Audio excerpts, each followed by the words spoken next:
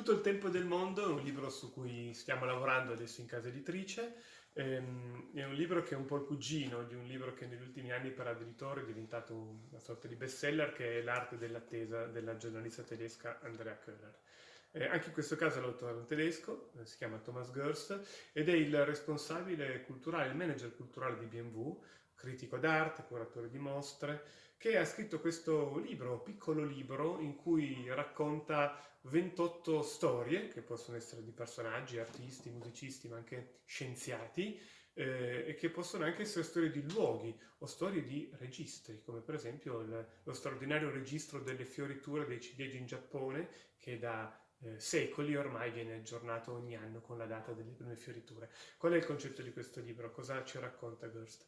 Girst ci racconta che molto spesso per fare le cose bene bisogna eliminare dal nostro orizzonte la variabile più pericolosa per l'essere umano, che è quella del tempo, perché il tempo molto spesso ci costringe a fare delle cose velocemente, ci costringe a tralasciare alcuni particolari, o in questo tempo, per esempio, ci costringe a distrarci di continuo da quello che è l'obiettivo che vogliamo raggiungere.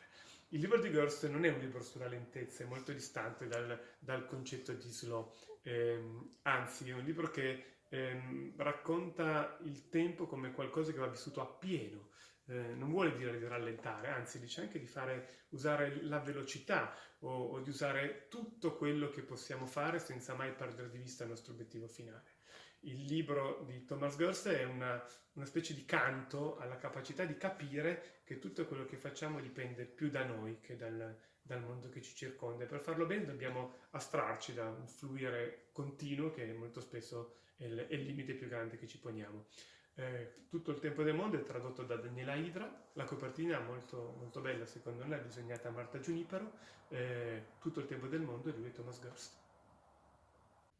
Hi, I'm Thomas Girst and I'm the author of this great little book called Alle Zeit der Welt, or as it is now being published in Italian, Tutto il tempo del mondo by Ad Editore.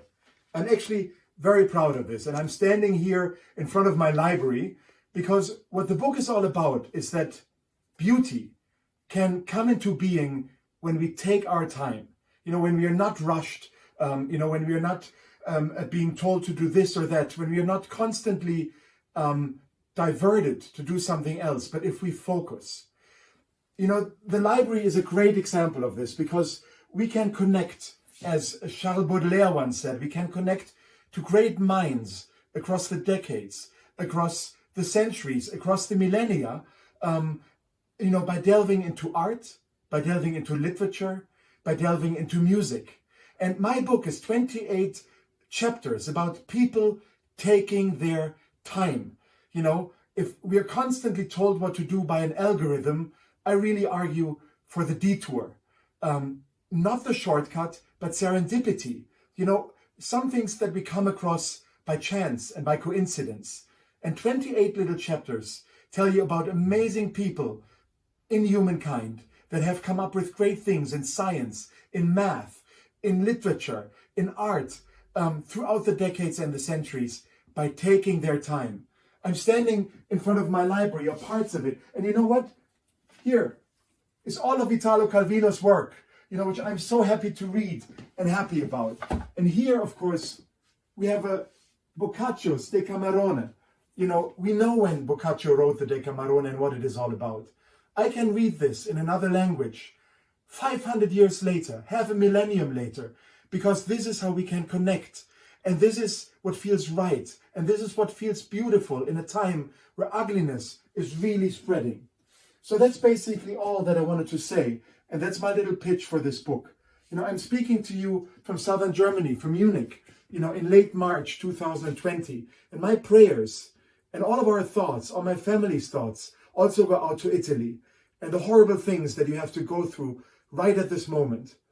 And if you can find some little solace in that book, about people that have gone through a lot of hardships and they have mastered them, that would be great, because in everything we do, we're not alone. We have the books surrounding us. We're not alone. We're always standing on the shoulders of giants. And those giants can be Bernini, they can be Caravaggio, they can be the Italian futurists, or other things, other great things, that people could come up with. So I would recommend to delve into Tutto il tempo del mondo, and I wish you a good time and a great time and a time of contemplation. And I say thank you for your attention and thank you for reading me in Italian.